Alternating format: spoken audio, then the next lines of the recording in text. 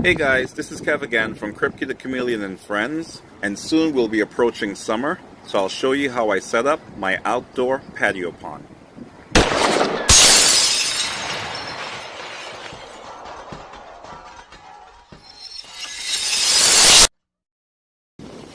Thanks for joining us. I'm going to quickly walk you through what I've done here.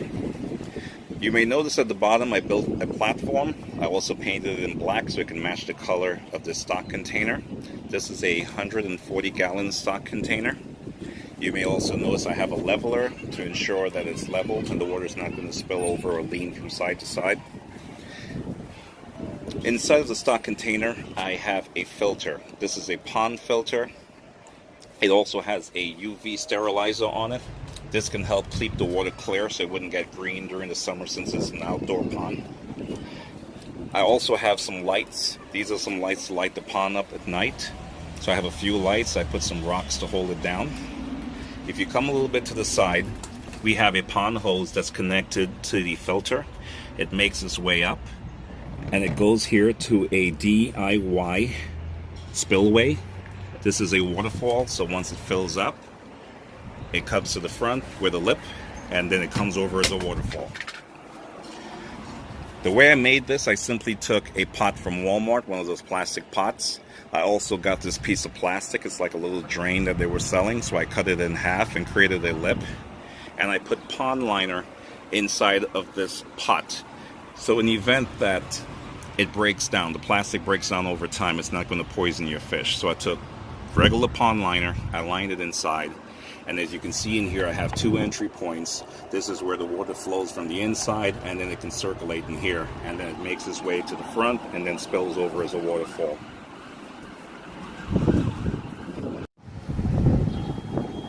These are also some of the supplies I'll also be using for this pond. Right here we have some barley straws. This also helps keep the water clear so it wouldn't get green during the summer. We have here some Mosquito Dunks. Just in the event you happen to get any mosquito larvae, you can keep that under control. Last year I didn't have any mosquitoes, but the year prior a few showed up. And since I have large goldfish, they're not going to be able to see those little mosquito larvae and eat them just like tiny fish can. Over here I have a timer. This timer is used for the pond lights to turn on at night. I have here a pump. I also have here some tubing, some ear tubing. It's in black to match the color of the pond.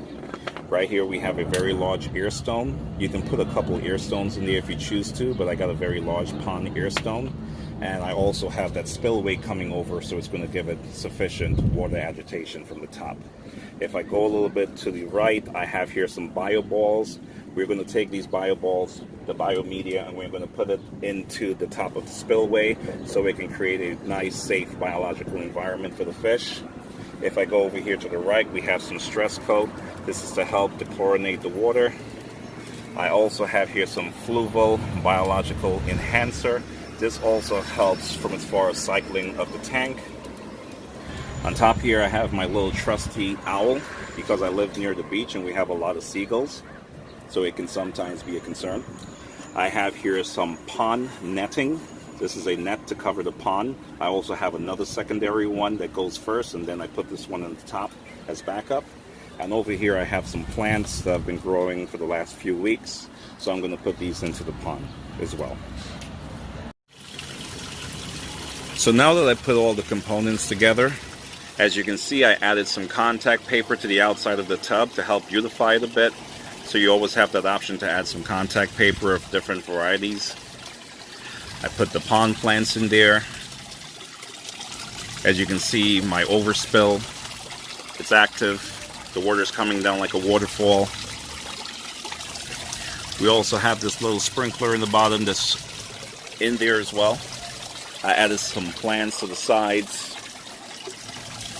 We have our pond plants within. In the back here, you can see the barley straws. Added a few little bonsais to the side. I also have some pothos plants here to just help enhance the look, as well as help promote the cycle of the tank. And some other pond plants on the top. As you can see in the bottom, we have a few of my jumbo-sized goldfish. They're so beautiful. Some of these are pretty big. They're over 8 inches long.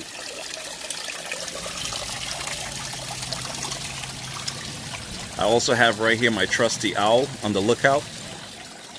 He's staying sharp. So this, guys, is pretty much what you can do to have a beautiful pond. So I hope you guys like it. There's also other ways you can enhance your pond as well, and I'll show you that in a few minutes. To further enhance your viewing pleasure, you can always consider getting an atmosphere. As you can see right here, we have an atmosphere.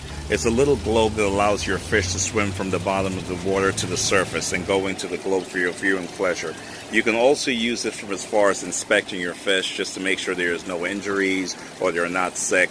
So it definitely comes in handy. So I'm going to go ahead and put them in the pond so you can get a better look. So this is a visually stunning atmosphere, folks. Look at how beautiful they are. You can see my jumbo-sized black moor, my orange oranda.